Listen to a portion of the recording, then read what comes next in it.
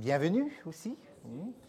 Voilà, nous allons passer à notre étude. Vous avez bien reçu, tout le monde, la feuille qui nous permet d'avoir un guide, une certaine orientation. Et je vous rappelle, pour ceux qui ne sont pas encore bien familiarisés avec, là où vous avez les pointillés, par exemple comme là, chaque fois que vous avez les pointillés, ce sont les endroits où vous devez écrire. Okay? Ça vous permet de garder une certaine concentration sur le sujet. Et n'hésitez pas à me poser une question si jamais quelque chose ne vous paraît pas bien clair. Il y aura une page annexe. Dans un instant, je vous dirai de quoi il s'agit exactement. Voilà, donc une fois de plus, merci d'être là, merci pour votre passion, votre intérêt pour l'étude de ce livre. Vous savez que ce livre-là est extrêmement important du fait que le livre va élaborer et mettre en place une compréhension de l'évolution de la vérité de Dieu dans l'histoire de ce monde et comment notre époque est tributaire et héritière de cette évolution de la vérité et comment Dieu nous prévient par un certain nombre de signes de temps, mais aussi par des comportements humains qui sont profilés, qui sont tracés, mis là, et qui nous permettent de comprendre aussi la société dans laquelle nous vivons, dans laquelle nous évoluons. Eh bien, je vous propose qu'on puisse, comme d'habitude, prier ensemble, et puis nous commençons. Demandons la présence du Seigneur afin que nous ayons toute l'inspiration pour tenter de saisir ces vérités qui sont dans ce livre-là. Prions ensemble, inclinons la tête. Éternel notre Dieu, nous voulons te remercier de nous permettre d'être là, alors que nous voulons entrer dans ce livre et pouvoir aussi circonscrire cette partie, cette portion essentielle aujourd'hui pour comprendre la suite et aussi comment d'autres informations prophétiques vont se greffer là-dessus. Nous voulons te demander, Seigneur, une mesure spéciale de ton Esprit Saint. Sois avec nous, Seigneur, fais-nous du bien, accompagne-nous et que nous soyons à même de pouvoir être sensibilisés par l'influence de ton Esprit. Tout cela, nous te le demandons dans le beau nom de Jésus, notre bien-aimé Sauveur. Amen. Voilà, bienvenue à ceux qui nous rejoignent. Prenez place. Voilà. Donc, si on peut donner une feuille de guide à ceux qui viennent d'arriver vers l'avant. Voilà, merci beaucoup. Donc, nous avons Caroline ici, et puis Sylvie et Jean-Éric, nous là. Bien. Il y a une petite section pour les notes. Est-ce qu'on peut demander un thème des projecteurs, ça gêne les yeux. Les projecteurs, oui. Les projecteurs qui sont là, est-ce que c'est essentiel? Oui, parce que ça éblouit un peu les yeux, il me semble, pour ceux qui sont en face. Voilà. OK, merci beaucoup. Bien.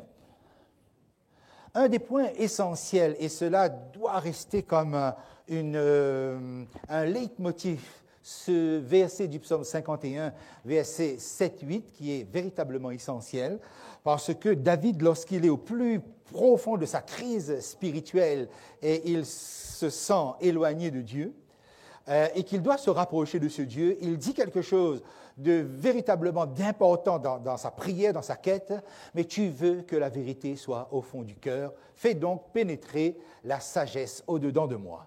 Tu veux que la vérité soit au fond du cœur. Ça, c'est un objectif du Seigneur, que la vérité soit au fond du cœur. Parce que si la vérité n'y est pas, eh bien, quelque chose d'essentiel va manquer dans notre expérience spirituelle.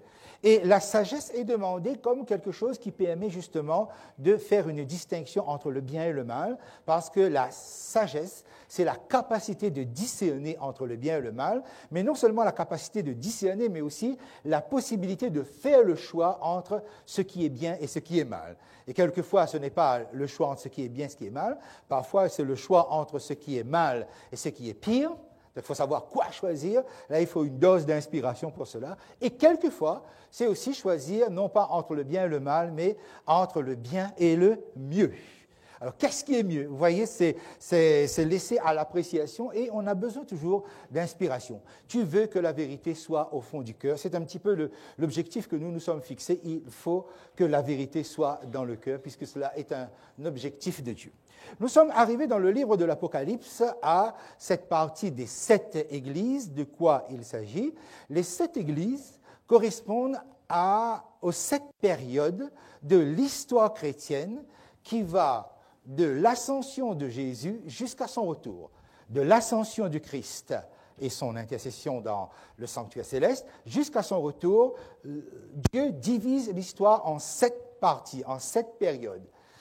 Ces périodes-là voient aussi comment on a abordé, comment ils se sont situés en rapport avec la vérité. L'ont-ils accepté partiellement, ou l'ont-ils refusé?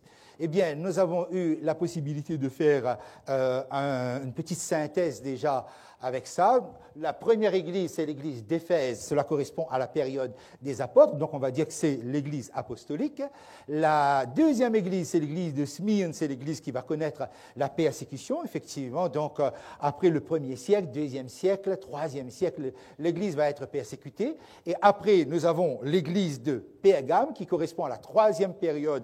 C'est la période où l'église va abandonner une foi pure pour commencer à avoir un mélange, commencer à mélanger la foi chrétienne, les croyances chrétiennes, avec d'autres croyances. Nous avons la 4e Église, c'est la période où l'Église va renier, va entrer dans le reniement de la foi, c'est-à-dire va repousser carrément cette vérité dont nous sommes en train de parler depuis quelque temps, à mettre de côté, au point que la 5e période sera la période où l'Église va réagir, va dire on va trop loin et on va entrer dans la réforme, la période de réforme avec Martin Luther, mais bien avant Luther, il y a eu ce qu'on appelle les précurseurs de la réforme, et après Luther, il y a eu d'autres réformateurs qui sont entrés là-dedans, et nous avons, avec la 6e Église, l'Église de Philadelphie, une période où il y aura un réveil qui va permettre de revenir à la période apostolique, ici. Okay? Et enfin, la 6e Église, c'est la dernière période, c'est-à-dire la nôtre, la période 20e, 21e siècle, là où nous sommes. Hein? Donc nous avons, ça c'est juste un petit rappel, et nous avons eu l'occasion, oui. Tu m'as 20e, 21e siècle. Oui. C'est pas 20e jusqu'au retour de Jésus plutôt? Oui. On peut le dire comme ça, mais nous croyons, on peut le dire comme ça, mais nous croyons, sans doute par la foi qui nous anime, que ce retour se fera dans le 21e siècle. C'est un peu comme la statue de Daniel, les pieds mélangés de fer d'argile. Voilà, c'est ça. Mais comme nous sommes dans le 21e siècle, nous espérons que le retour de Jésus sera dans le 21e siècle. Vous voyez pourquoi on a mis 21e siècle. Alors, les périodes que nous avons, okay, vous retrouvez ici, et nous avons pu mettre un qualificatif sur chacune de ces périodes. Ici, donc, ce sont les dates. Okay? Normalement, vous avez ça sur le document précédent. Et ici, nous avons pu mettre le trait caractéristique de chacune des églises. C'est-à-dire, la première église, donc la première période du 1er siècle, l'église se distingue par sa pureté. Pour la deuxième Église, 2e, 3e siècle, l'Église se distingue par sa souffrance, parce que l'Église est persécutée à cause de la pureté de sa foi. La 3e période, l'Église commence, puisque on bénéficie des privilèges de la société, l'Église commence à accepter d'être mélangée avec d'autres croyances. C'est ce que nous allons voir justement aujourd'hui, et comment cela va impacter la pureté de la foi. Okay? La 4e Église, cette fois-ci, on est carrément dans le reniement et l'Église devient pratiquement païenne, mais avec une apparence chrétienne. Okay? C'est comme ça que l'Apocalypse pose la chose. Et nous allons voir, essayer de comprendre comment ça se révèle dans la radiographie de ces lettres-là. Ensuite, puisque Dieu n'est pas satisfait, puisque jusqu'à présent, cette période avec Thyatire, le christianisme est encore considéré par Dieu comme étant son peuple, même si à l'intérieur, il y a des camps qui s'opposent, de ceux qui restent purs et de ceux qui, finalement, commencent à apostasier, à se détourner. Mais vient donc, avec la période de Sardes, une période où, finalement, les choses vont se scinder, où l'Église, avec une certaine réaction, va faire qu'il y aura une coupure, deux types d'églises. Une église qui reste au niveau du reniement et l'autre qui commence à se réveiller. Mais Dieu n'est toujours pas satisfait, donc c'est la notion du reste qui se trouve ici. Ce reste va devoir passer par un réveil. Ce réveil va se faire particulièrement aux États-Unis, et après ça va impacter sur l'Europe. L'Europe étant trop, sur le plan doctrinal et philosophique, corrompue, c'est ailleurs que le réveil se fait, et ça va ensuite donc répercuter sur l'Europe. L'Église du réveil et la dernière Église, malheureusement, donc, se caractérise par une tiédeur spirituelle, c'est-à-dire quelque chose qui ne va pas satisfaire au Seigneur. Donc, puisqu'il s'agit ici du peuple de Dieu, l'épouse de Christ, puisque le peuple de Dieu est symbolisé par la femme, Christ étant l'époux, l'Église étant l'épouse, Christ se permet de pouvoir soit faire des compliments, soit faire des reproches à son Église. Quelquefois, donc, il y a beaucoup de compliments et quelquefois, il y a beaucoup de reproches. Et quelquefois, il n'y a pas du tout de reproches, il n'y a que des compliments. Par exemple, l'église de Smyrne et l'église de Philadelphie, il n'y a pas du tout de reproches. Donc, c'est vraiment une relation qui s'instaure, comme c'est une relation entre mari et femme. Voilà pour le rappel concernant donc l'évolution, la première radiographie qu'on pouvait avoir. Donc, Apocalypse chapitre 2 et 3, nous avons commencé à mettre les pieds là-dedans. Et la dernière fois, nous avions terminé avec l'église de Smyrne. Vous vous rappelez, l'église de Smyrne, c'est l'église qui va subir la persécution. La persécution, particulièrement la persécution romaine. Pourquoi l'église est-elle persécutée par l'Empire romain? La dernière fois, donc assez rapidement, nous avons entrepris cette compréhension-là. Voilà. Il y a crise dans l'Empire romain. Il y a une crise donc mondiale. Les guerres menacent aux frontières et l'empereur ou l'Empire prend peur. Mais il y a aussi une récession économique, c'est-à-dire donc ça commence à ne plus marcher, comme une crise mondiale que nous pouvons connaître actuellement. Et de là, les citoyens romains vont commencer à perdre confiance dans la religion, c'est-à-dire le culte de l'empereur va connaître une baisse. D'autant plus que le christianisme se présente comme quelque chose qui est attirant. Donc les citoyens romains, de tout l'Empire romain, commencent à s'intéresser et adhérer au christianisme. Mais les chrétiens, comme les juifs, ne voulaient pas sacrifier, adorer, entrer dans le culte de l'empereur. Ils refusaient. Cela a amené une première persécution, comme vous avez ici. Bon, à partir du 1er siècle, 2e siècle, cela va déclencher une persécution parce qu'ils refusent de sacrifier. Ils refusent de sacrifier aux divinités romaines. Et les chrétiens vont résister. Et pour pouvoir tenter de mettre quelque chose en place, l'Empire romain va amener un nouvel ordre mondial, un nouvel ordre religieux construit sur l'adoration du soleil. Vous retenez ça, hein? L'adoration du soleil. Pourquoi l'adoration du soleil? Parce qu'on n'avait plus confiance dans l'empereur qui était en train de perdre des guerres. Alors, on va dévier l'attention des citoyens vers le ciel, vers ce qui se passe dans le système solaire. Vous voyez le soleil? Donc, c'est le soleil qui va donner à l'empereur sa légitimité.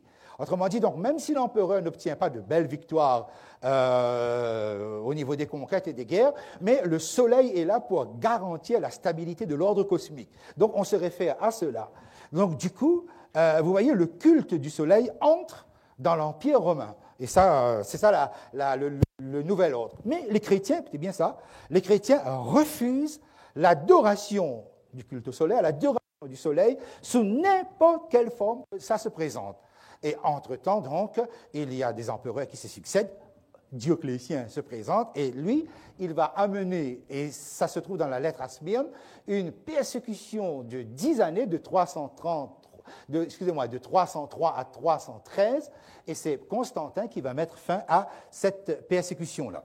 Celui qui va déclencher cette persécution la plus terrible dont l'Église de Smyrne reçoit l'information directement par Jésus lui-même, c'est Dioclétien que vous voyez ici. Alors, je rappelle très rapidement, c'est un artiste tunisien qui, à partir du buste de l'empereur, va utiliser un logiciel de l'intelligence artificielle pour modéliser le visage et nous dire, voilà, à partir de ce buste, quel visage ça donne. Un peu de Photoshop, et voilà, ça donne ça. Donc, ça veut dire que ce que vous avez ici, ça n'existe pas, mais j'ai voulu le mettre quand même parce qu'il s'agit d'une simulation et qui se rapproche. Et qu'est-ce que vous voyez ici? Vous voyez un visage d'un homme plus ou moins normal, sympathique, presque agréable. Et pourquoi je le dis ici? Il fallait le souligner.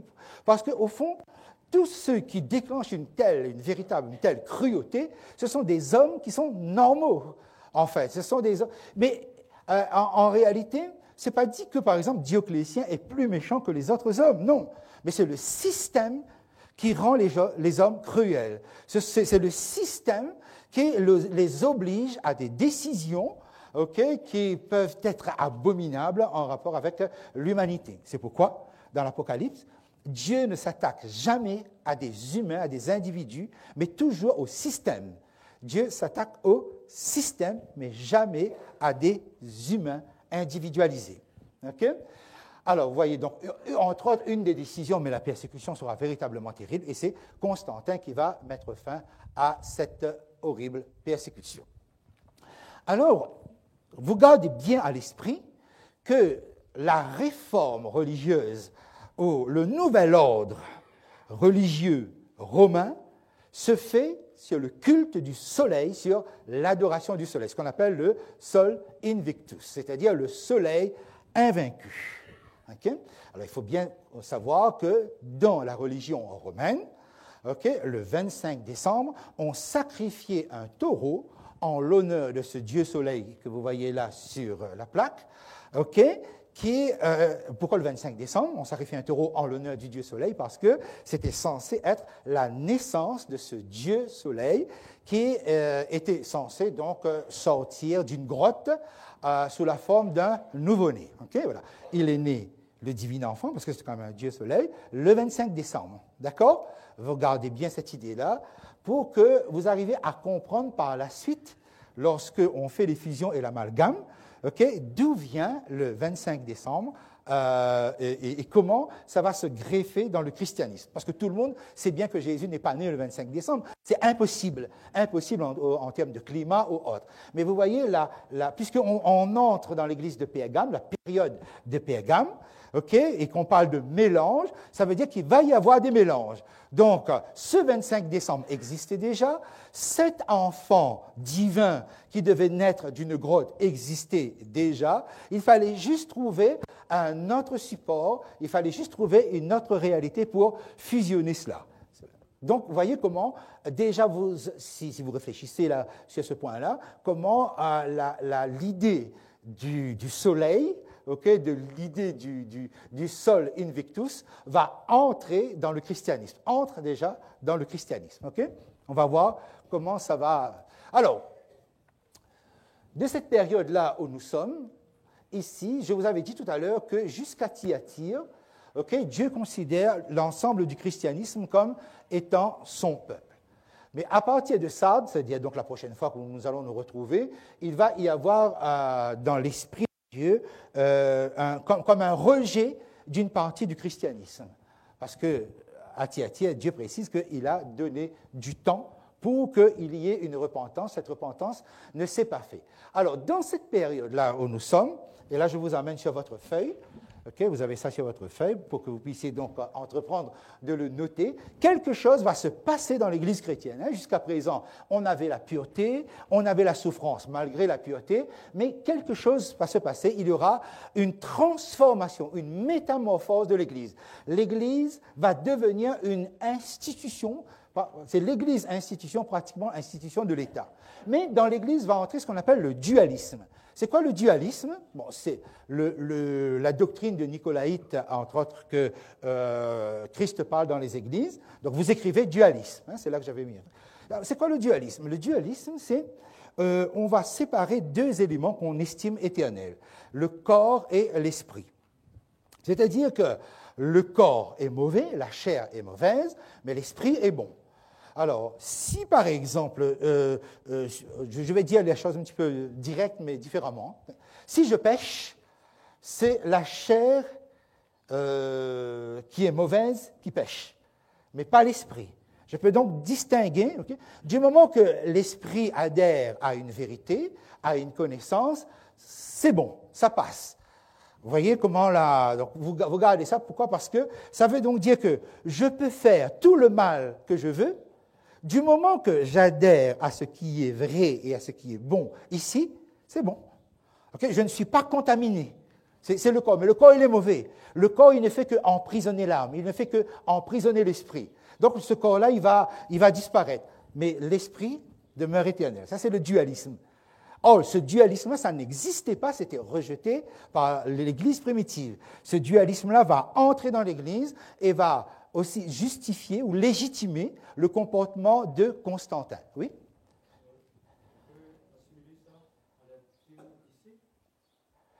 Le mot théodicée désigne plutôt la finalité, la fin de quelque chose.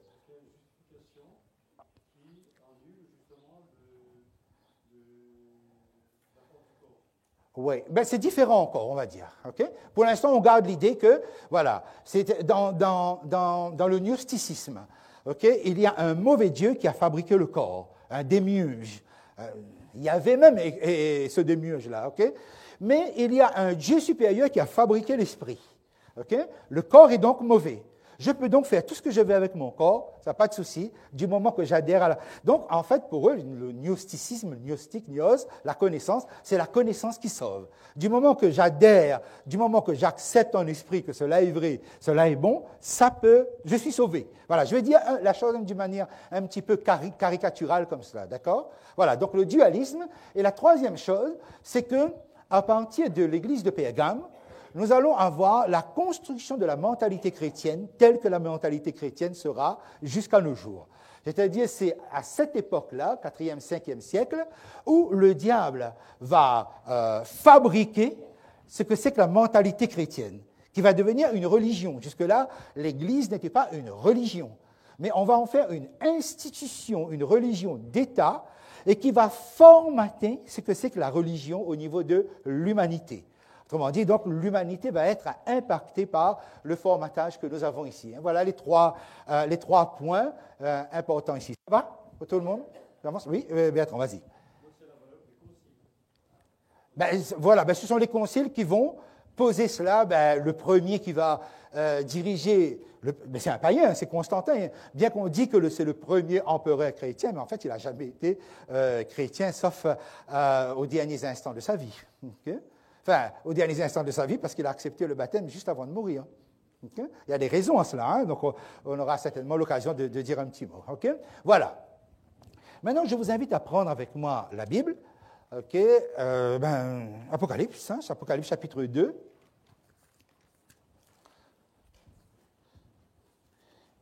Apocalypse chapitre 2. Excusez-moi, je vais juste prendre ça.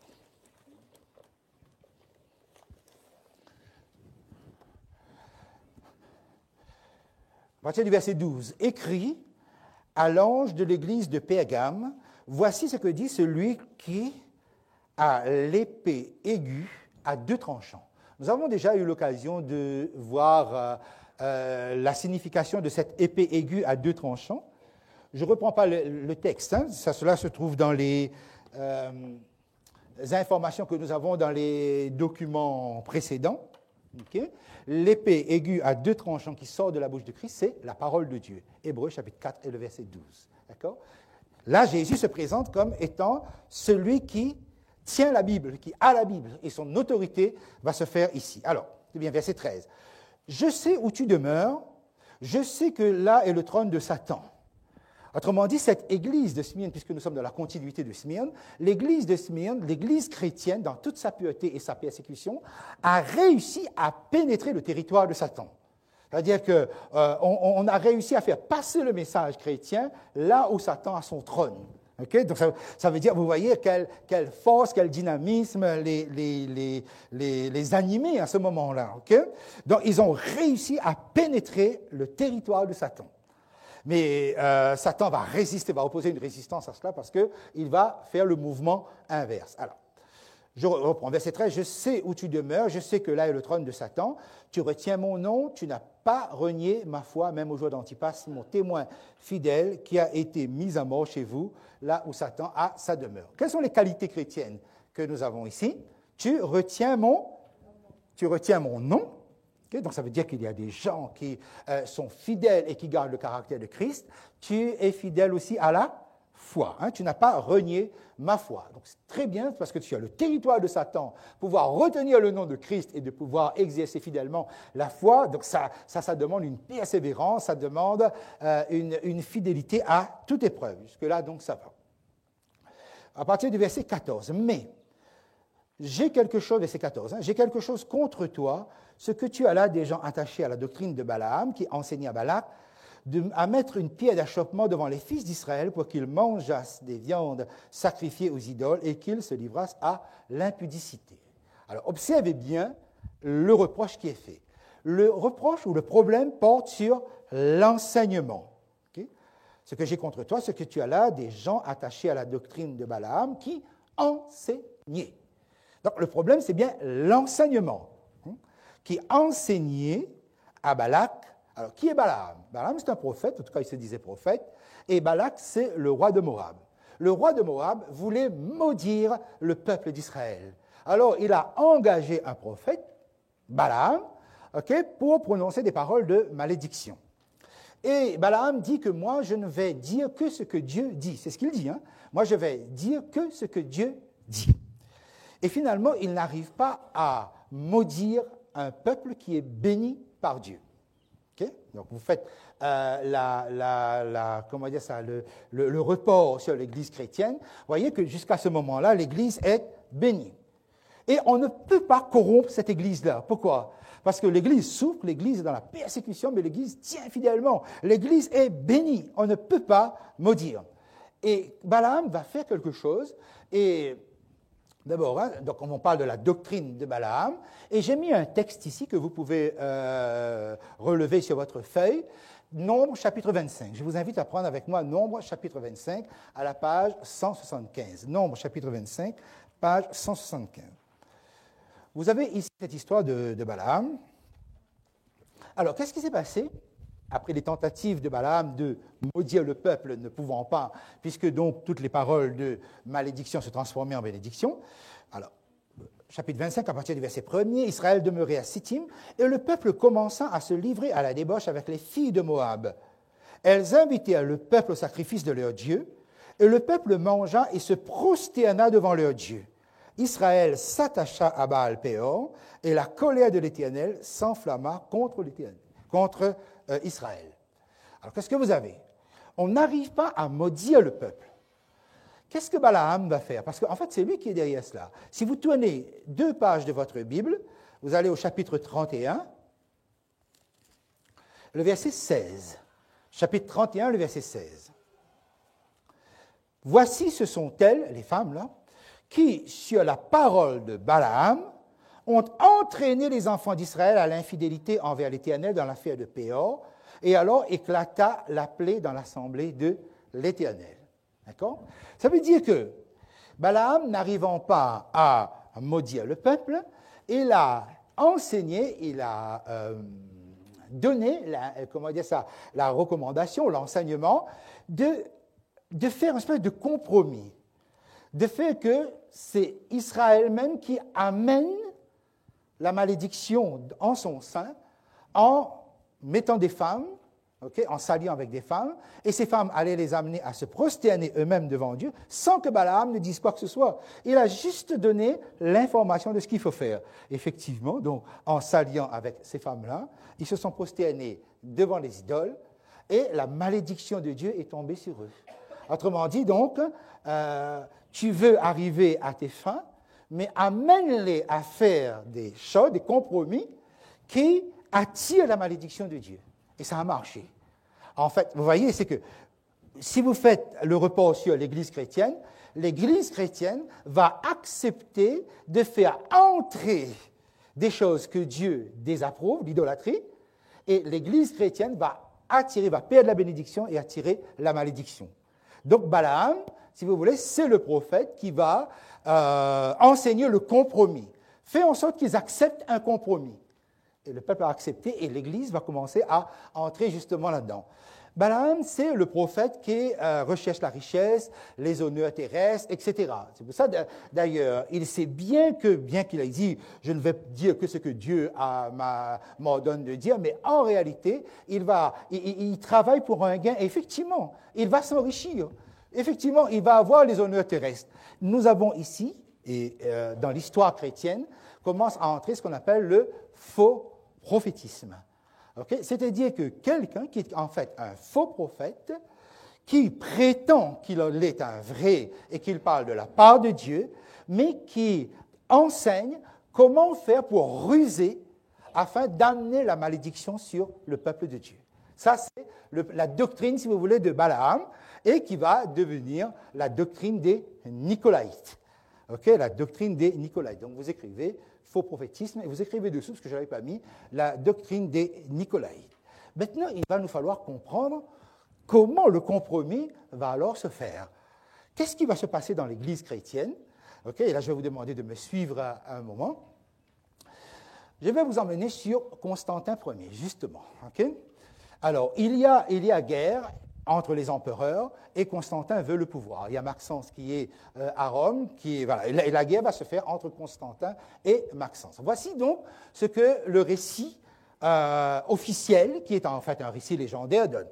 C'est que Constantin, en 312, à la veille de la bataille, ce qu'on appelle la bataille du pont Milvius, la bataille du pont Milvius va être une guerre stratégique qui va permettre à Constantin de pouvoir remporter le pouvoir impérial.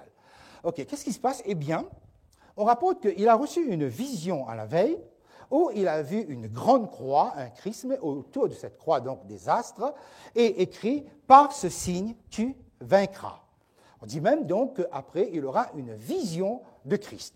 Autrement dit, donc, selon l'information que nous avons, c'est que Constantin reçoit de Jésus une vision et la certitude qu'il va obtenir la victoire s'il utilise la croix. Le chrisme, là, on dit, par ce signe, tu vaincras. Effectivement, Constantin gagne la bataille, alors que Maxence aurait dû remporter cette bataille. Il gagne, et là, ça va être un massacre. Mais vous voyez que peut-être ici vous ne le voyez pas bien, mais sur les étendards, sur le bouclier, sur le casque, partout, on va mettre une croix, comme si, voilà, Constantin se convertit chrétien. Et il gagne la bataille, okay, on décapite Maxence, on met sa tête sur une pique, on le balade partout pour bien montrer que, voilà, le roi chrétien, l'empereur chrétien a remporté la victoire. Voilà, dire comme ça. Et là, puisqu'il remporte la victoire, nous sommes en 313, Constantin promulgue ce qu'on appelle l'édit de Milan, c'est-à-dire on arrête la persécution. Vous vous rappelez ce qu'on avait dit, 303 à 313, vous avez donc une persécution terrible où les chrétiens sont en souffrance absolue, mais Constantin, puisqu'il aurait reçu une vision de Jésus, une vision chrétienne, eh bien, il promulgue la fin de la persécution chrétienne, et vous avez là donc des ordres pour qu'on restitue les biens qu'on avait pris aux églises, etc. Okay? Alors, lorsque nous allons dans notre texte ici, nous voyons que quelque chose va se passer. Puisqu'on arrête la persécution, on va rendre aux églises les biens qu'on avait spoliés, qu'on avait pris. Et là, il va accorder aux églises chrétiennes des avantages fiscaux extraordinaires. Okay? Ce sont les églises et non pas les personnes. Et toutes les personnes, par exemple les esclaves, si vous êtes un esclave, vous convertissez chrétien, eh bien, vous n'êtes plus esclave. Vous voyez les avantages qui étaient là et qui accompagnaient. Donc, le christianisme va être mis à l'honneur. Ceux qui sont dirigeants chrétiens vont s'allier avec Constantin pour accepter donc, la protection que Constantin accorde, mais il n'y avait pas que des protections, il y avait des avantages inouïs. C'est-à-dire que l'Église va passer de la pauvreté à une richesse extraordinaire. Okay? Par exemple, voilà, j'ai mis ça ici pour vous montrer comment l'Église va connaître des honneurs, des richesses, le pouvoir, va partager le pouvoir, etc. Vous voyez, vous retrouvez l'esprit de Balaam. Okay? C'est que finalement, on fait entrer à l'intérieur parce qu'avec Constantin, ça va aller beaucoup plus loin, comme on va le voir tout de suite. Okay? Alors, Je reprends la modélisation du visage à partir du buste de la tête, là, le buste de Constantin. Voilà. Apparemment, il aurait ressemblé à ça. Qui était Constantin? Constantin, c'est un homme qui est doté d'un cynisme extraordinaire, calculateur. Il regarde la religion chrétienne et il se dit, mais quel avantage il aurait à pouvoir mettre la main sur une religion comme ça, parce qu'on les persécute, ils résistent, ils sont forts, et ils se propagent. Donc, j'ai tout intérêt à les avoir de mon côté et pas contre l'Empire romain. Alors, la légende, ou alors le récit veut qu'il soit devenu chrétien. Mais en fait, il est malin, il ne se fait pas baptiser tout de suite. Pourquoi? Parce que comme tout empereur, donc, il a ses calculs. Parce que cet homme, finalement, va se jeter dans des actions abominables, dans une cruauté. Il va semer des cadavres tout au long de sa route. Okay? Et là, il a le titre d'empereur chrétien. Il va diriger les conciles, pour reprendre l'expression que tu as dit tout à l'heure. Okay?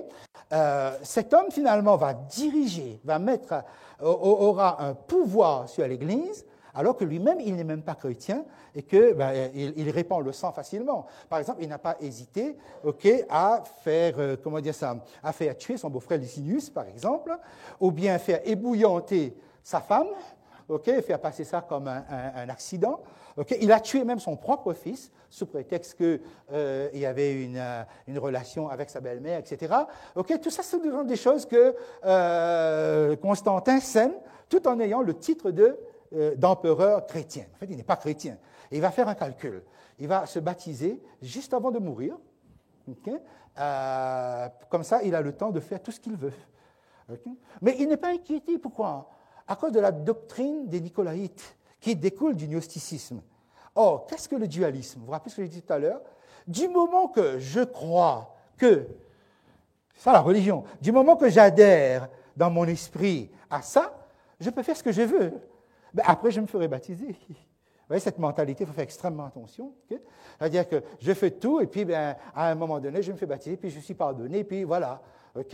Et ça, c'est cette mentalité-là que l'histoire chrétienne va connaître. Et ne soyez pas surpris si en Italie, vous avez donc des dirigeants religieux, chrétiens, qui vont faire exactement les mêmes coups tordus, avec les mêmes crimes, trempés dans des complots, et pourtant ils sont dirigeants chrétiens. Et du moment que je crois, vous voyez, donc dans l'apparence, ils ne disent pas cela, mais dans les faits, ne soyez pas surpris si vous avez, par exemple, des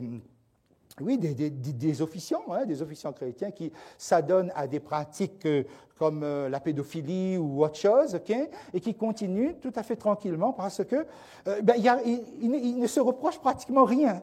Donc il y a, si vous voulez, une mentalité qui dissocie, comme si ce que je fais avec mon corps, n'impacte pas négativement mon esprit. Donc la religion chrétienne va, à partir de là, être imprégnée de cette doctrine des Nicolaïtes telle que nous voyons ici. Donc, mais comment ça se fait? Comment ça se fait que nous avons cet homme soit appelé empereur chrétien, premier empereur chrétien, etc. Eh bien, parce que nous avons deux auteurs, je ne prends que deux auteurs pour l'instant, Eusèbe de Césarée et Lactance. Eusèbe de Césarée est quand même évêque de Césarée, c'est-à-dire donc Palestine-Lama, qui écrit, qui refait l'histoire de Constantin en le présentant comme le saint envoyé de Dieu, rempli de crainte, rempli de piété, etc. Mais si, par exemple, les dignitaires chrétiens, dirigeants, changent l'histoire et donnent des récits complètement erronés, vous comprenez pourquoi on arrive, jusqu'à aujourd'hui, ce Constantin-là, il est presque Saint Constantin. Saint Constantin Ier, alors qu'il a trempé dans des crimes sordides, dans des crimes pas possibles. Parce que l'Église, en intégrant l'homme, ils intègrent l'esprit. Et là, on change, on modifie, on ment, on réarrange la vérité.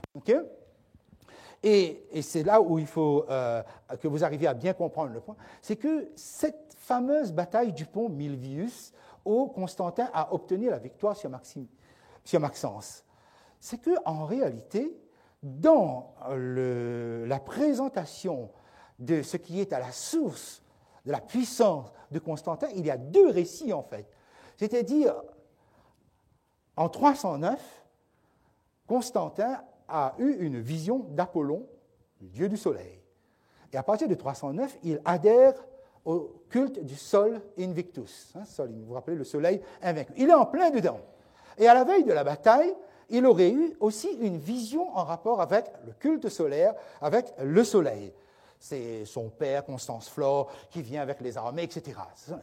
Et puis nous avons un autre récit, le récit que je vous ai donné tout à l'heure, okay, le chrisme là, okay, la croix avec les astres autour, par ce signe, tu vaincras. Il y a les deux. Donc il y a deux récits qui mènent à la victoire de Constantin et aussi à son pouvoir. Maintenant, quand vous associez okay, le culte solaire avec Jésus-Christ, ça vous donne donc ce qu'on pourrait qualifier le compromis. D'accord? C'est-à-dire, donc, c'est bien avec l'Église de Pergame qu'on a l'association. Avant, c'était l'adoration du soleil, Sol Invictus. OK? Maintenant, on prend l'adoration du soleil, on le fusionne avec Jésus-Christ dans cette période-là, 4e, 5e siècle où nous sommes. Alors, qu'est-ce qu'il va faire? Il va émettre des décrets.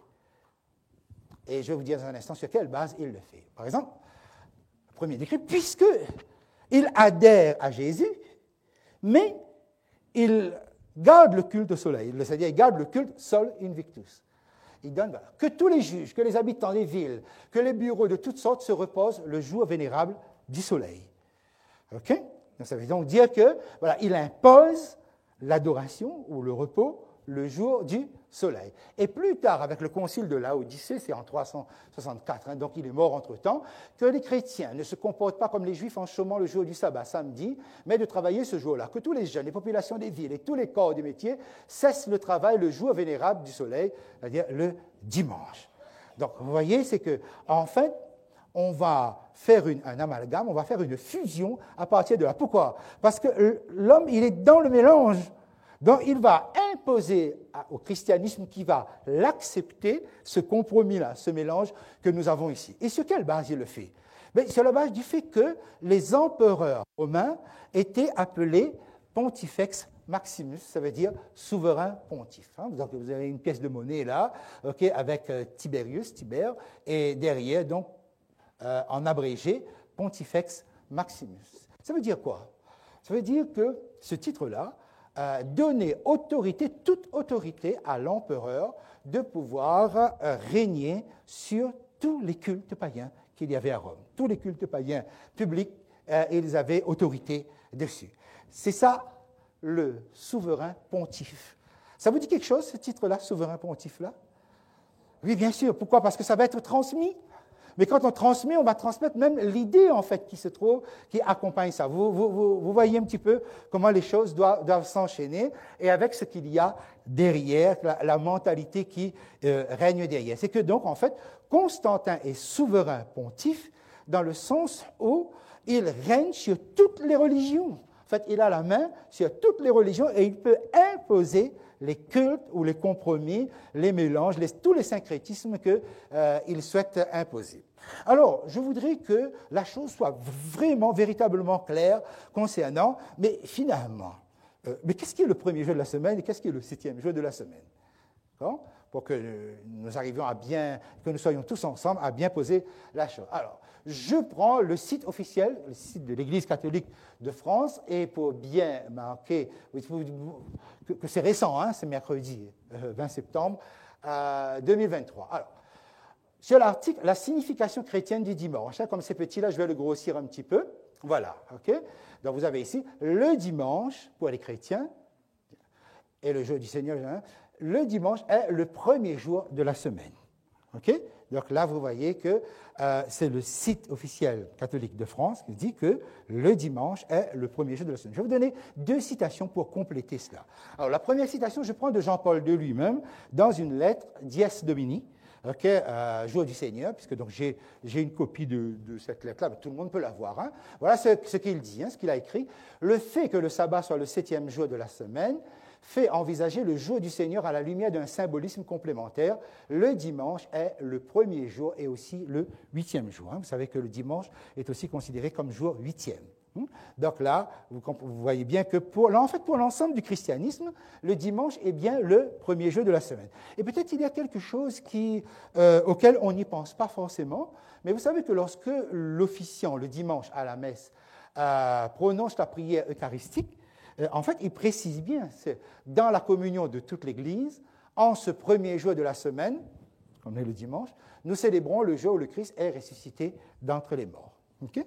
Donc, ça veut donc bien dire que le dimanche, pour tout le monde, de toute façon, ça c'est acté que le dimanche est le premier jour de la semaine, pas le 7e jour. C'est très important.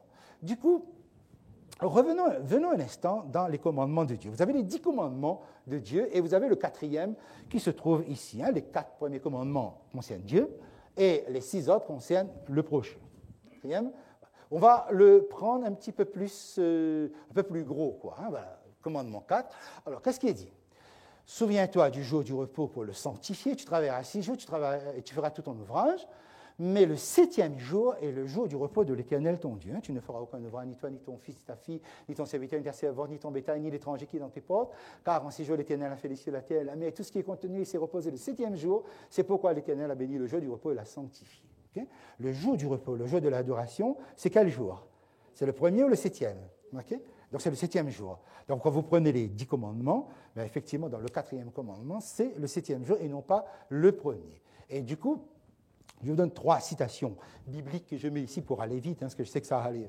Alors, par exemple, Jésus dit « Si vous m'aimez, gardez mes commandements ». Or, ces commandements sont les mêmes que les 10 commandements parce que ça n'a pas été modifié. On va juste pouvoir les résumer dans le concept de l'amour. Tu aimeras le Seigneur ton Dieu de tout ton cœur, toute ton âme, toute ta force, toute ta pensée. Ça résume les 4 premiers commandements. Tu aimeras ton prochain comme toi-même. Ça résume les 6 autres commandements. Mais ça résume, ça n'élimine pas. Ça n'abolit pas, ça résume. D'accord? OK. 1 Jean 5, verset 3. Et là, vous voyez, nous sommes très près de l'Apocalypse. Nous sommes vers la fin du 1er siècle. Car l'amour de Dieu consiste à garder ses commandements. Est-ce que ces commandements sont pénibles? Non, ces commandements ne sont pas pénibles, au contraire. OK, il y a même beaucoup de joie, de plaisir.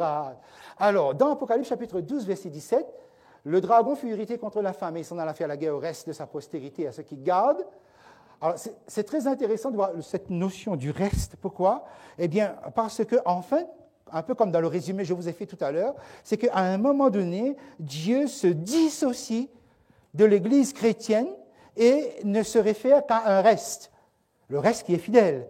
Et regardez les 2 caractéristiques du reste. Qu'est-ce qu'ils font? Ils gardent les commandements de Dieu et le témoignage de Jésus. Okay? Donc, ça veut bien dire que les commandements, jusqu'à aujourd'hui, ont toujours leur force, leur validité, etc. Okay?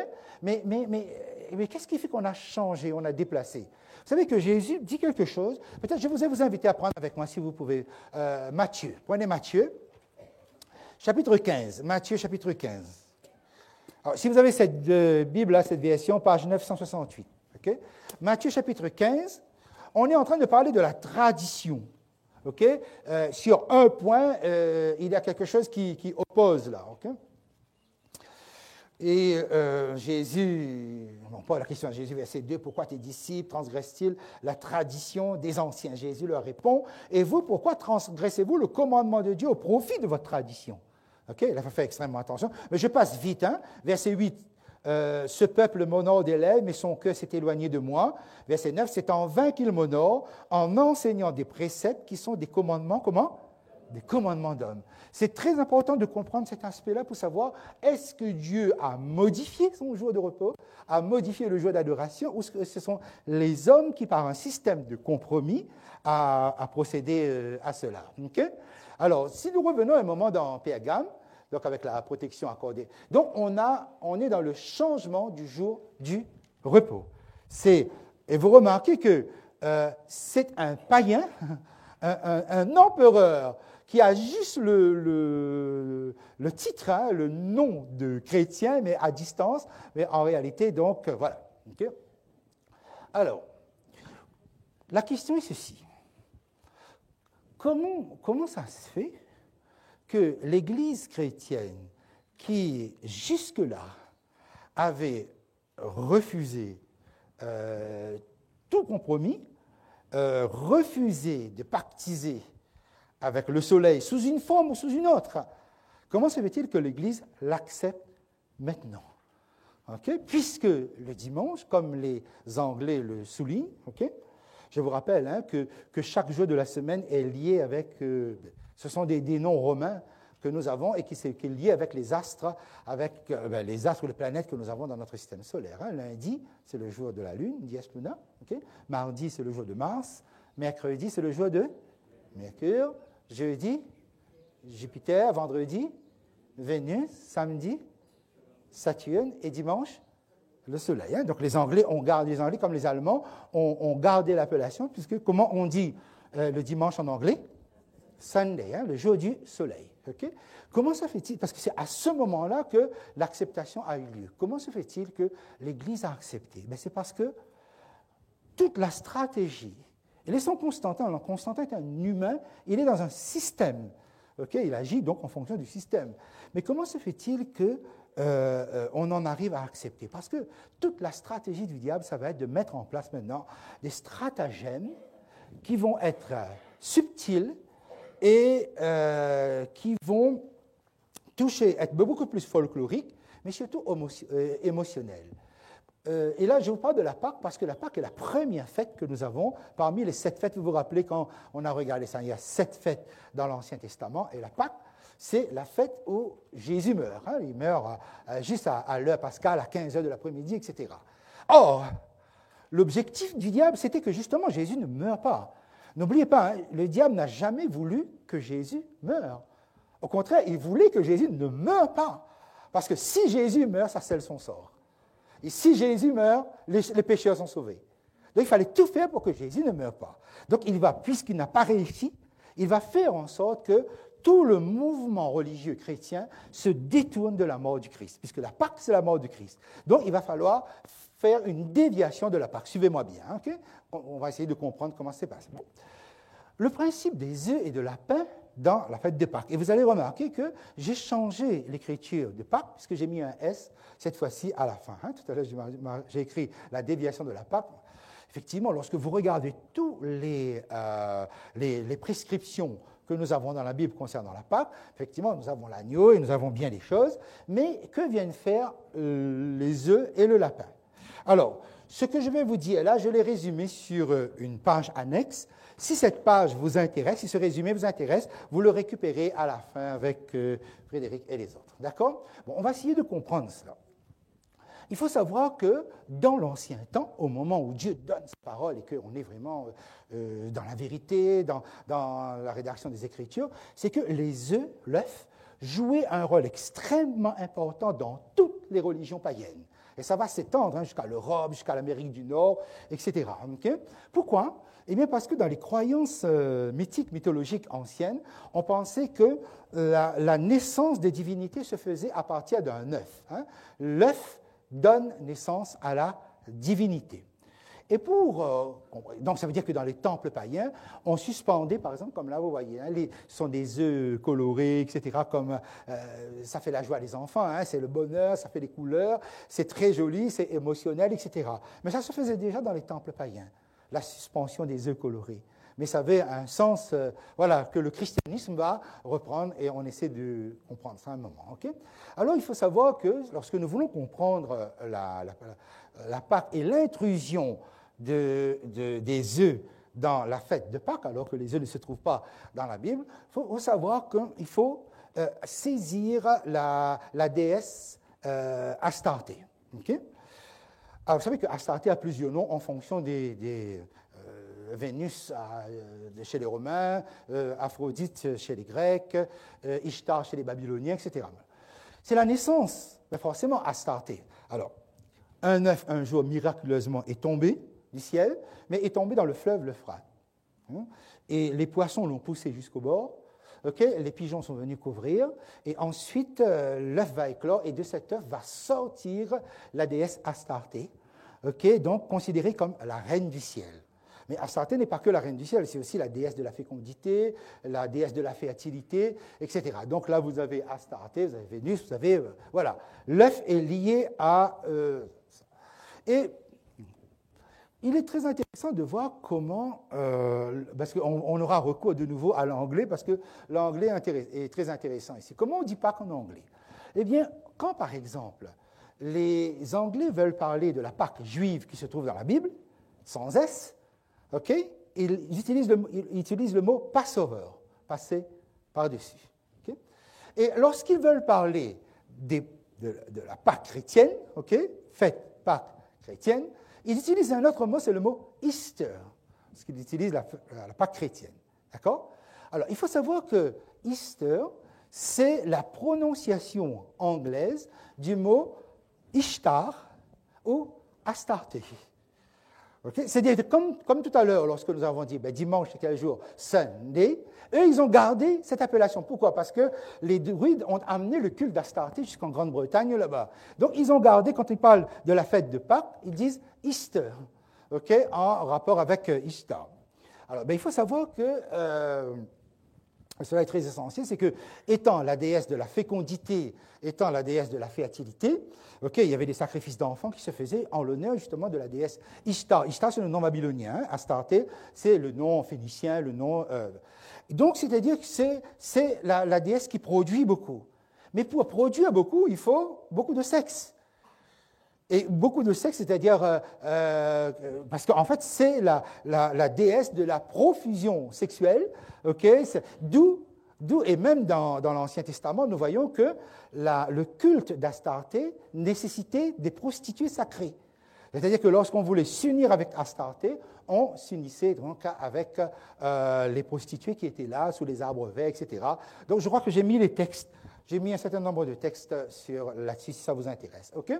Donc, ça veut dire que le culte d'Astarté avait une forte connotation sexuelle. Okay?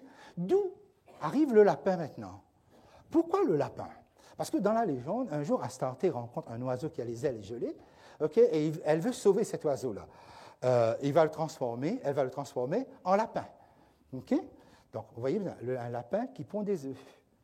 Okay, d'accord. Faites le lien, vous allez voir. Dans la mythologie, on peut tout se permettre. Okay? Alors, mais seulement, il y a ceci. C'est que, vous voyez, si vous prenez, par exemple, les animaux, chat, chienne, etc., la lapine, okay, ils ont des périodes d'ovulation et de gestation, 2 fois par an. Tandis que la lapine a des périodes de gestation et d'ovulation très rapprochées. Donc, ce qui fait que la femelle du lapin, okay, a des accouplements, okay, très rapides, et très répété, très fréquent. D'accord? Là, vous comprenez pourquoi Astarté a pour totem le lapin. Les œufs, maintenant, le lapin. Et d'ailleurs, vous connaissez ce signe-là? OK, oui, Playboy, oui, voilà. C'est-à-dire que lorsque Playboy, c'est le magazine érotique, les femmes dénudées, etc. Lorsque Playboy a cherché un logo, okay, pour désigner non seulement la révolution sexuelle, mais aussi la libération sexuelle des femmes, eh bien, le fait. Hein? Parce que cela aura un impact social qui, aujourd'hui, il y a une réaction féminine pour me dire, nous ne sommes pas des machines à sexe. Okay? Avec tous les abus qu'il y a eu dans le monde du sport, sur les fillettes, les enfants, sport, dans le monde de l'artiste, ou tout ce que vous voulez. Okay? Il y a eu plein d'abus. C'est-à-dire de considérer la femme comme ce type de produit-là. Bien, Playboy a utilisé le lapin. Vous savez pourquoi il a utilisé le lapin? C'est en lien avec ça, justement. Vous voyez? Donc, regardez bien. Les Anglais appellent Pâques chrétienne Easter. Vous retrouvez dans la Pâque le symbole du lapin et des œufs, nous l'avons dit. Ouais, ça n'a rien à voir avec le christianisme, ça n'a rien à voir avec la mort de Christ. C'est alors que, avec le concile de Nicée, vous vous rappelez le concile de Nicée 325, c'est Constantin qui est... Et là, ils vont dire il faut se dissocier des Juifs, mais ils vont aussi imposer 40 jours de jeûne avant la fête de Pâques. 40 jours de jeûne, 40 jours de carême. Bon? Et d'où ça vient? Parfois, nous nous posons la question, mais d'où ça vient? Alors, il faut aller un petit peu plus en avant. Vers le VIe siècle, l'amalgame va être fait avec un prêtre qu'on appelle Denis le Petit, et qui va faire fusionner les fêtes de Pâques, telles que cela se pratiquait dans le christianisme, et le dieu Tammuz. Et là, vous me dites, mais qui est le dieu Tammuz? C'est très intéressant de voir ça. Alors, donc, c'est la première fois où Tammuz, Astarté vont être associés et injectés dans la pratique chrétienne. Alors, cette petite nuance entre Pâques et Pâques que vous avez ici, hein, Pâques sans S, Pâques avec S, okay, va bien. Peut-être que j'aurai le temps. Si je n'ai pas le temps, de toute façon, j'y reviendrai certainement là-dessus. Alors, vous avez ici le dieu Tammuz. Okay? Tammuz, vous avez le dieu Bacchus ici romain, okay, avec, et vous avez Astarté, le lapin, etc. Okay. Alors, Tammuz, c'est quoi cette histoire du dieu Tammuz? Pourquoi Tammuz? Qu'est-ce qu'il vient faire là-dedans? Eh bien, il faut savoir que, anciennement, pendant 7 jours, okay, on mangeait gras. Et ça se terminait un mardi gras. Okay? Dans ce mardi gras-là, il y avait un carnaval. Hein. J'ai remis ce truc-là dedans. Hein. Carnaval. C'est-à-dire, pendant 7 jours, on mangeait gras, on mangeait la viande. Okay? Et puis, on arrive le carnaval. Carnaval, vous avez le mot carne dedans, hein, carne, carnivore, etc. Viande. Les vers, ça veut dire sans viande. Okay? Ce jour-là, c'est-à-dire le mardi gras, on s'adonnait à toutes sortes de débauches incroyables. Pourquoi? Parce qu'on allait entrer dans le carême de Tammuz, le jeûne en l'honneur de Tammuz. Donc ça veut dire qu'on y allait. Et là, le carnaval, on mettait des masques. Pourquoi on mettait des masques d'après vous? Voilà, c'est pour ne pas être reconnu dans toute la débauche qui allait se livrer. Là. Et là, ça y allait. Après, le lendemain, okay, on arrivait le mercredi. Ce mercredi-là, on appelait tout le monde qui avait fait la fête pendant, okay, et on traçait sur leur front un T. Okay, et regardez le T, à quoi ça ressemble. Le T de Tammuz, qui est le tau mystique, à quoi ça ressemble? Ça ressemble à quoi? Ça ressemble à une croix. Okay, voilà, on traçait ça. Et dans la légende, Tammuz est mort, tué par un sanglier. Mais comme on a besoin de Tammuz, pourquoi? Parce que Tammuz est le dieu soleil, et son jour est le dimanche. Lui aussi, donc, okay, lui aussi, il est un dieu soleil. Et il va falloir le faire ressusciter dans 40 jours. Alors, regardez bien, vous êtes à 6 semaines. Okay, après le mardi gras, vous êtes à 6 semaines. Okay? Donc, 40 jours de carême, après avoir reçu le thé de Tammuz sur le front. 40 jours de Tammuz. Et là, on pleure, là, on se lamente. Pourquoi? Parce qu'il faut ressusciter Tammuz.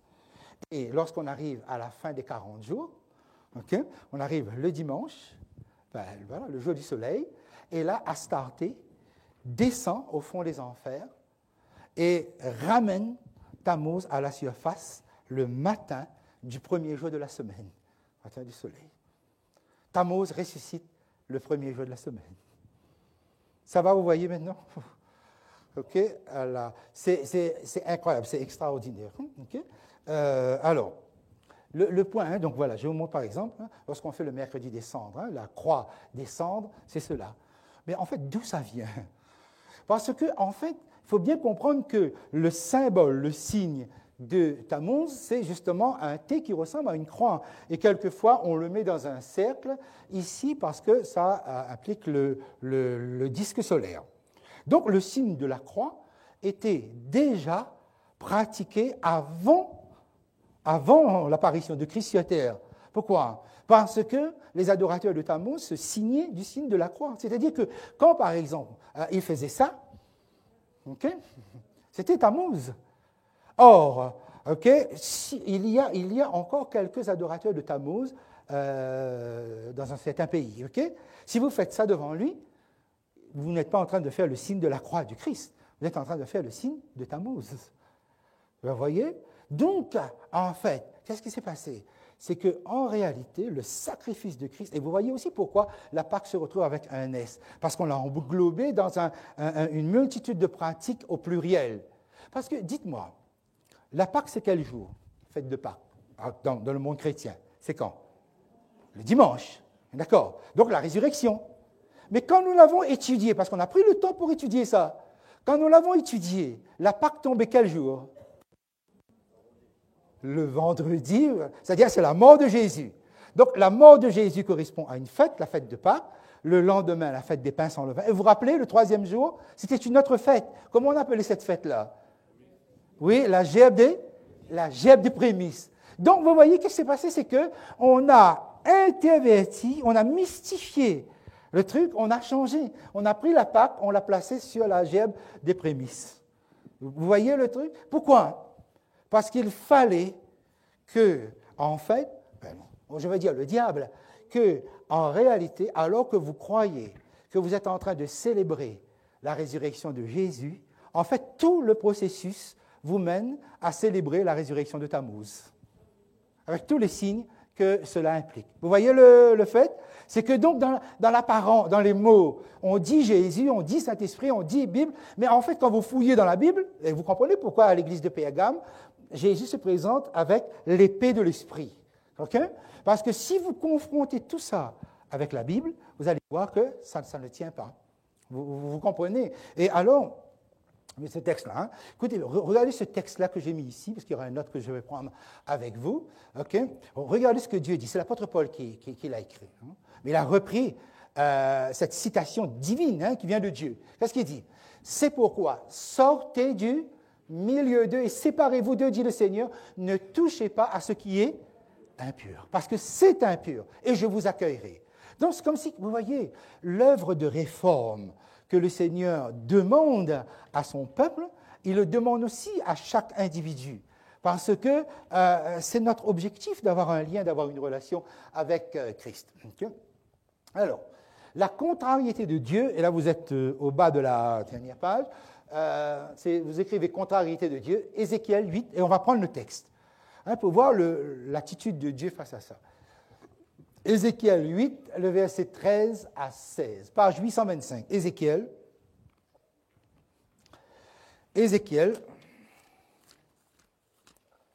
chapitre 8. Bon. Alors, Dieu va amener le prophète Ézéchiel dans sa maison, la maison de l'Éternel. Hein. Pensez bien à cela, pourquoi? Parce que ça se passe dans la maison de Dieu. OK? Donc, faites le lien avec Pergame, hein, dans la maison de Dieu. Vous l'avez sous les yeux? Verset 13. Qui n'a pas? Tout le monde, vous avez? À la page 825, si vous avez cette Bible-là. C'est bon, au smartphone, c'est bon, OK. À partir du verset 13. Et il me dit,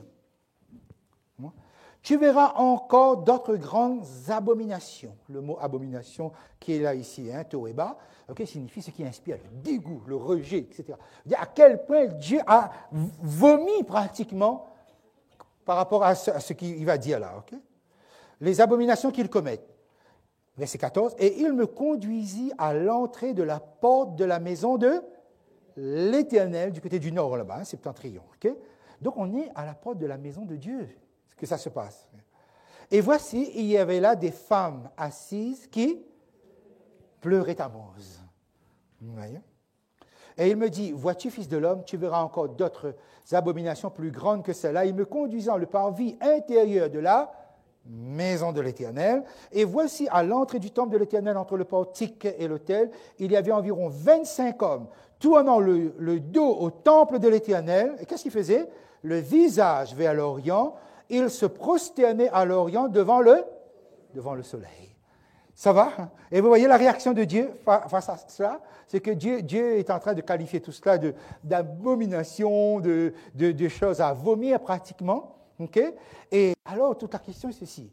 Mes amis, vous voyez qu'en réalité, lorsque nous avons parlé, les 7 jours gras, le mardi gras, mercredi des cendres, avec le signe du tau, les 40 jours de carême qui mènent jusqu'au vendredi saint et puis la résurrection, tout ça, ce n'est pas biblique.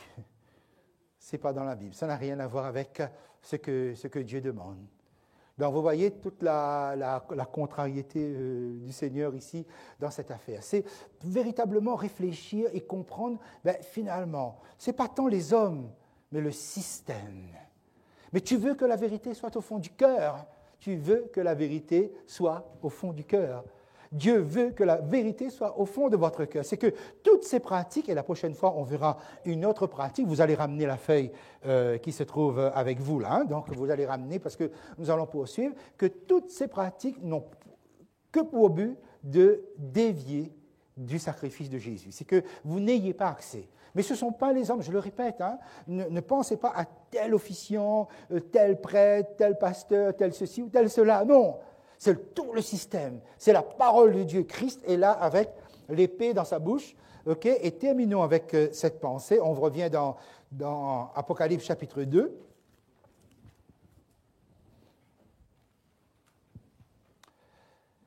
Apocalypse chapitre 2, donc nous avons vu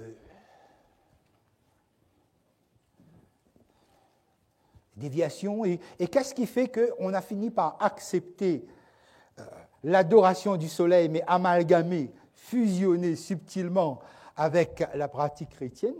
Parce qu'il y a beaucoup de folklore, beaucoup de subtilité, beaucoup d'émotions. Parce que, mes amis, les enfants qui cherchent les œufs qu'on a cachés dans le jardin, le lapin et tout ça, mais c'est joli, en fait. C'est, émotionnellement, vous avez déjà vu ça. Moi, vous assistez les enfants qui crient, qui courent, etc. Pourquoi les œufs, d'ailleurs? Pourquoi on cache les œufs?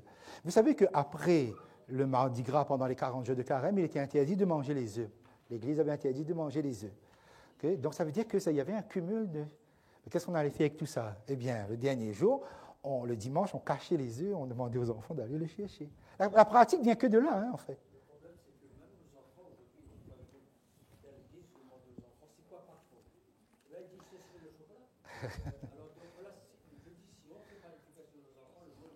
Ben, oui, bien sûr. Mais vous voyez, tout cela, ça peut dire que le chocolat lui-même, il est bon. Le chocolat... Non, mais rien n'empêche, voilà, si vous mangez un morceau de chocolat, vous avez mangé une fois, quelqu'un m'a dit, pasteur, oh là là, on m'a offert un œuf au chocolat. Ben, je dis, mangez, qu'est-ce que tu veux faire? Non, ce n'est pas un souci. C'est pas... Vous voyez, c'est toute la signification derrière et surtout le rapport avec Christ. Tu veux que la vérité soit au fond du cœur. Mais effectivement, donc un certain nombre de pratiques méritent qu'on revoie. Alors, quelle est la promesse? Écoutez bien. Je suis au verset 17. Peut-être même au verset 16. Repens-toi donc. Sinon, là, de tout ce qu'on vient de dire, repens-toi donc. C'est-à-dire qu'il y a quelque chose à faire, à changer. La repentance, c'est un changement. Sinon, je viendrai à toi bientôt et je les combattrai avec l'épée de ma... Et c'est quoi l'épée de la bouche? La parole. Mes amis, Christ est bon parce que il veut nous convaincre à partir de l'enseignement. Pourquoi? Parce que nous sommes victimes de mauvais enseignements, de faux enseignements. Parce qu'il y a un faux prophétisme qui était là. Maintenant, c'est avec l'épée de la bouche qu'on combat. C'est avec l'épée de la bouche que Christ remporte la victoire, pas avec le massacre ou autre, comme on verra par la suite. Verset 10, que celui qui a des oreilles entende ce que l'Esprit dit aux églises. À celui qui vaincra, je donnerai de la manne cachée. La manne cachée. La manne cachée, c'était la nourriture principale des Hébreux dans le désert. Et la manne cachée, par la suite, deviendra le symbolisme même de la parole de Dieu.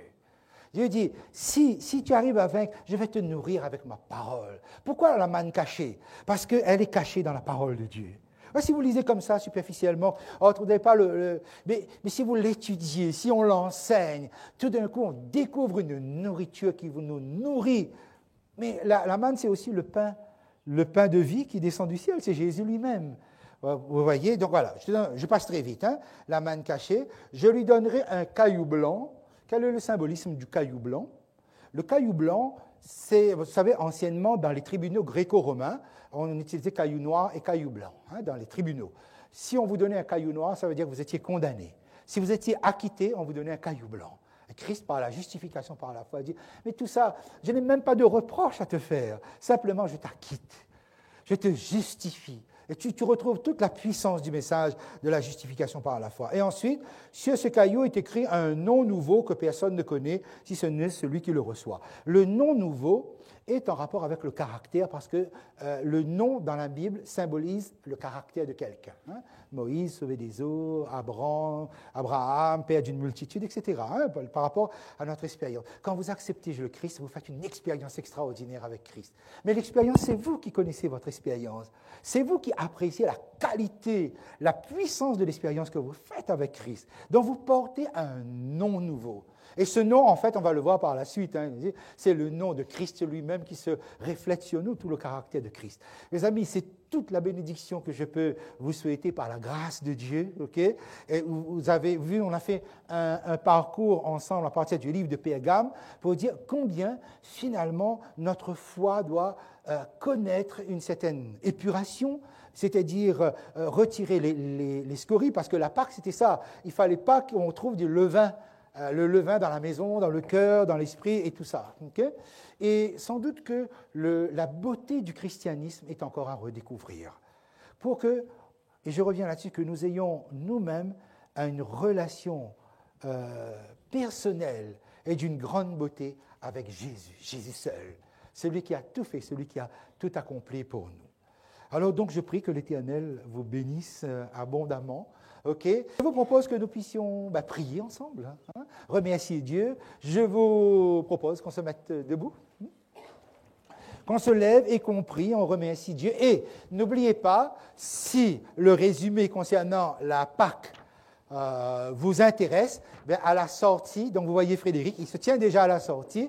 Si vous sortez par là, vous faites le tour après pour aller à la salle arrière. Hein. N'oubliez pas, on vous attend à l'arrière. Prions ensemble. Éternel, notre Dieu, notre Père, nous voulons te remercier pour la grâce que tu nous accordes en Jésus, de pouvoir nous retrouver autour de ta parole et aussi de comprendre le sens de l'histoire.